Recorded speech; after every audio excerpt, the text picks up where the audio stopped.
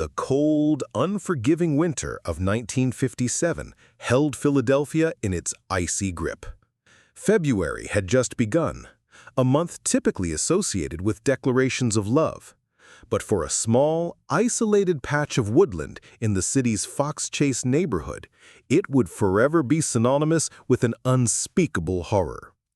This was a place where teenagers would often gather, a secluded spot perfect for clandestine meetings or illicit activities, far from the prying eyes of adults. But on February 25, 1957, the typical adolescent mischief gave way to a discovery so profoundly disturbing it would haunt the city and indeed the nation for decades to come. It was a young man, a college student checking his muskrat traps, who first stumbled upon it. Tucked away in the dense underbrush near Susquehanna Road and Very Road lay a cardboard box. Not just any box, but one clearly designed for a bassinet, a place meant for the tender beginning of a life. But what lay within was anything but. The student, wary of what he might find, initially hesitated to look inside. Perhaps it was instinct, a subconscious dread that held him back. It was only the following day, after hearing a radio report about a missing girl nearby, a case quickly proven unrelated, that he felt compelled to return to the spot. What he found confirmed his deepest fears and etched itself into the annals of American true crime as one of its most heartbreaking and enduring mysteries. Inside the box, wrapped in a worn plaid blanket, lay the naked body of a young boy. He was small, frail, estimated to be between 4 and 6 years old, with blonde hair that was matted and appeared to have been recently crudely cut. His delicate features were marred by numerous bruises, some old, some fresh, indicative of severe and prolonged abuse. His body was thin, almost emaciated, and the look on his face, even in death, conveyed a silent, profound suffering. It was clear this child had endured unspeakable cruelty before his demise. The police were immediately called, and the crime scene quickly secured. The discovery sent shockwaves through the community. Who was this child? Why was he here? And who could have committed such a heinous act against an innocent boy? The questions were immediate, overwhelming, and, for decades, would remain agonizingly unanswered. There was no identification on the boy, no clothing save for the blanket, no toys, no note, nothing to suggest his name, his home, or his story. He was truly America's unknown child. The initial investigation revealed some unsettling details. The boy's fingernails and toenails were neatly trimmed. There were scars on his body, including an L-shaped scar under his chin and 4 circular scars on his ankle, consistent with a past surgical procedure. Crucially, his hands and feet, particularly his fingers, showed signs of having been submerged in water recently, and his skin was noticeably wrinkled, almost pruny. These small, seemingly insignificant details would become vital, yet frustratingly elusive clues in the desperate attempt to identify him. The Philadelphia Police Department launched an immediate and extensive investigation. Detectives scoured the woods, searching for any additional clues, any discarded item, any disturbed earth that could shed light on the boy's identity or his killer. Every inch of the surrounding area was meticulously combed, but the remote location offered little beyond the immediate discovery. The stark winter landscape held its secrets tightly. The boy's body was taken to the medical examiner's office. Dr. Joseph W. Spellman, the medical examiner, conducted a thorough autopsy. He concluded that the boy had died from blunt force trauma, likely to the head, and had also suffered from severe malnutrition. The numerous bruises on his body, particularly around his head and face, suggested a brutal beating. It was a clear case of homicide, a horrific act of violence against a vulnerable child. The water-wrinkled skin led investigators to believe the boy had been bathed, possibly after death, in an attempt to wash away evidence. This detail pointed to a perpetrator who was attempting to conceal their crime and, perhaps, the boy's identity. The police quickly went public with the details of the case, hoping that someone, somewhere, would recognize the boy. They distributed flyers featuring a post-mortem photograph of the boy, carefully retouched to present a more natural appearance, along with his estimated age, height, and distinguishing marks. Thousands of these flyers were plastered across the city and beyond, in post offices, police stations, and public spaces, urging anyone with information to come forward. News reports about America's unknown child spread rapidly, captivating and horrifying the nation. Despite the widespread publicity, the boy remained nameless. No parents came forward to claim him. No missing persons reports matched his description. It was as if he had appeared out of nowhere, a ghost without a past, leaving investigators with an agonizing void where his identity should have been. The sheer lack of a matching missing person report, in a country where such things were meticulously documented, was a profound and disturbing anomaly. This suggested that his disappearance was either never reported or reported under circumstances that made a match impossible, perhaps by someone who knew he was being abused or by the perpetrators themselves. The sheer volume of tips that poured in was immense, but none yielded a solid lead. Every tip was investigated, every possible angle explored. Theories began to circulate. Was he a child of an unrecorded birth? A victim of a traveling family who fled? Or something far more sinister, perhaps linked to a dark, hidden subculture? Investigators were desperate, even consulting psychics and mediums in their tireless efforts, a testament to the baffling nature of the case. The boy was eventually given a proper burial in a potter's field, his grave marked simply, "America's Unknown Child." But his story and the relentless quest for answers was far from over. The quiet dignity of his burial belied the furious efforts still underway to give him back his name. Detectives refused to let the case go cold, driven by the profound injustice of a child dying alone, forgotten, and nameless. Decades passed, and the boy-in-the-box case became one of America's most infamous cold cases. Yet, it continued to haunt investigators, both active and retired, and captured the imagination of true crime enthusiasts. In the late 1990s, the body was exhumed for further forensic analysis, hoping that advancements in DNA technology could finally unlock his identity.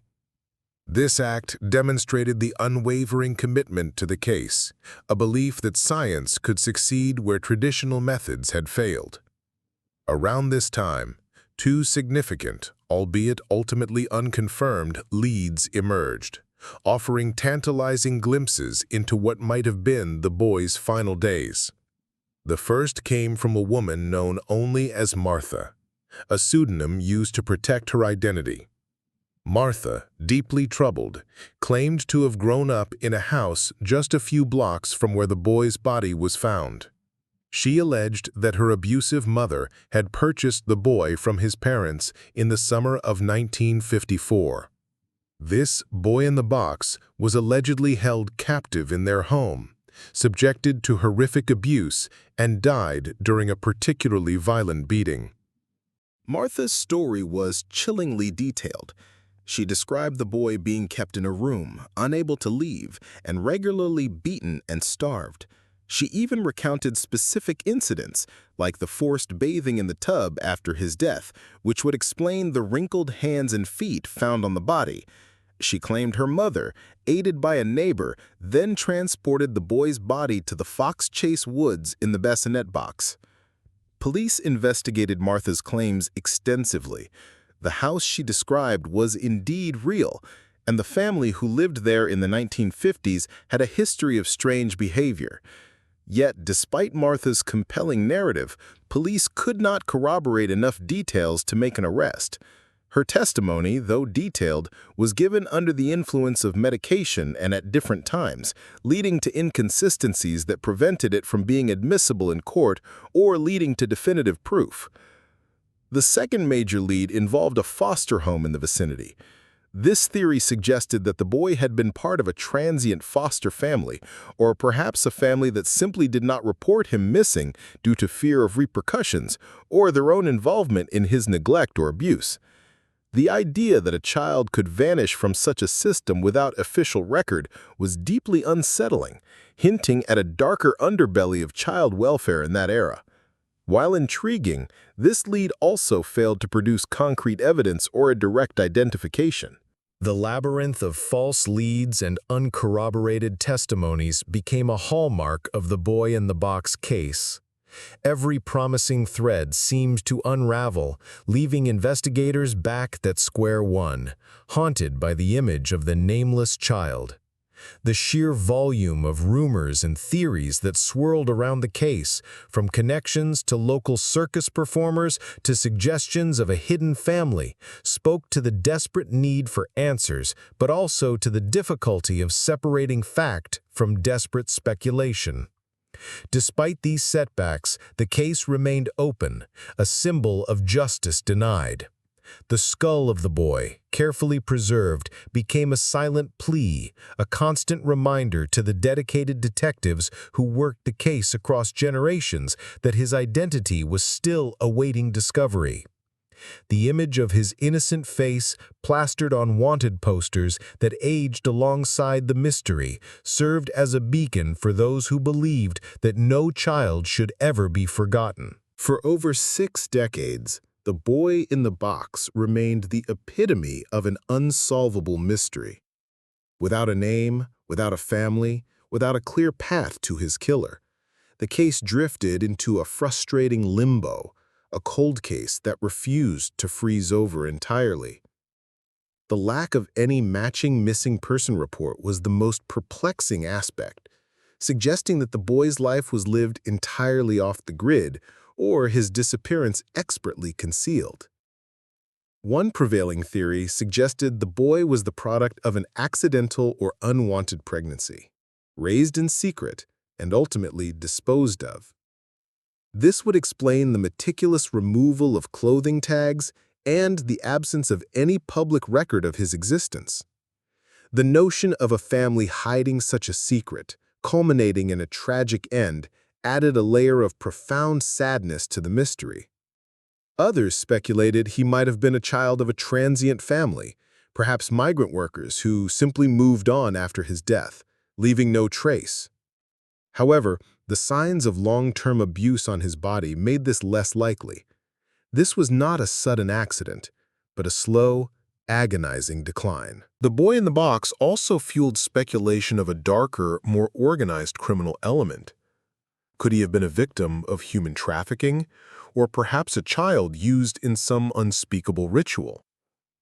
While no concrete evidence ever supported these more extreme theories, the sheer brutality of his death and the enigmatic circumstances fueled such dark imaginings. The case became a canvas onto which the fears and anxieties of society could be projected. The mystery was so complete, so devoid of conventional answers, that it invited the most chilling possibilities. The fact that the bassinet box was in relatively good condition and that the blanket was simply plaid, a common pattern, further confounded investigators. There were no unique identifiers, no hidden messages like the Tamam Shud scrap found with the Somerton man to offer a distinct path forward. It was a crime of brutal simplicity, yet its perpetrator had managed to erase almost all traces of the victim's existence. The contrast with the international intrigue of the Somerton man, with its espionage theories and cryptic codes, made the boy in the box all the more haunting in its stark domestic cruelty. Despite the dead ends, the dedicated cold case unit of the Philadelphia Police Department, along with passionate volunteer groups like the Vidocq Society, refused to give up. They kept the files active, regularly reviewing old evidence with new eyes, hoping that some overlooked detail or a fresh perspective might emerge. The advent of forensic genealogy, a groundbreaking technique that utilizes DNA databases to build family trees and identify individuals, offered the first real glimmer of hope in decades. This innovative approach, which had successfully identified the Golden State Killer and indeed the Somerton Man himself, presented a revolutionary new avenue for the boy in the box. It meant that even without a direct DNA match in law enforcement databases, it might be possible to trace the boy's family through distant relatives who had voluntarily submitted their DNA to public genealogy sites. The hope was that this silent, anonymous victim might finally speak, not through words, but through the language of his own genetic code. In December 2022, after 65 agonizing years, the Philadelphia Police Department announced a monumental breakthrough. America's unknown child finally had a name. Through the tireless efforts of forensic genealogists, utilizing DNA extracted from the boy's exhumed remains, they identified him as Joseph Augustus Zarelli, born in Philadelphia in 1953. This revelation was met with a collective gasp of relief and a renewed sense of urgency to bring his killer to justice. The identification of Joseph Zarelli was a testament to the power of persistent investigation and scientific innovation. While his name was finally known, the full story of his short, tragic life and the exact circumstances of his death are still being pieced together. Authorities revealed that his parents are deceased, and while they have identified some close relatives, details about his immediate family and what led to his horrific demise are still under wraps as the investigation continues. The public now knows who he was, but the equally vital questions of why and who remain. The case of Joseph Augustus Zarelli, the boy in the box, serves as a poignant reminder of the countless unsolved mysteries that linger in the shadows of history. It highlights the enduring commitment of law enforcement, cold case detectives, and dedicated volunteers who refuse to let victims be forgotten. It also underscores the evolving nature of forensic science, which continuously offers new tools in the pursuit of truth and justice, even for the most stubborn cold cases. While Joseph's story now has a name, the search for definitive answers continues. The motive for his murder, the identity of his direct abusers, and why he was so cruelly discarded remain the subject of intense investigation. The silence surrounding his death for so many decades is slowly being broken, but the full narrative of Joseph's life and the dark secrets that surrounded it are still unfolding. The tragic life and death of Joseph Augustus Zarelli compel us to reflect on the vulnerabilities of the innocent and the enduring power of darkness hidden in plain sight. It reminds us that behind every unsolved case lies a human story, a life cut short, and a family, perhaps unknowingly, searching for answers. The dedication to finding Joseph's name proves that even after decades, it is never too late to seek justice. We invite you, the listener, to delve deeper into the complexities of this case. What are your thoughts on the breakthrough? Do you believe the full truth will ever emerge? Share your theories and reflections in the comments below. Let us know which other unsolved American mysteries you'd like us to explore in future episodes. Your engagement helps keep these stories alive and continues the quest for justice. Thank you for listening and for keeping the memory of America's unknown child, Joseph Augustus Zarelli, alive.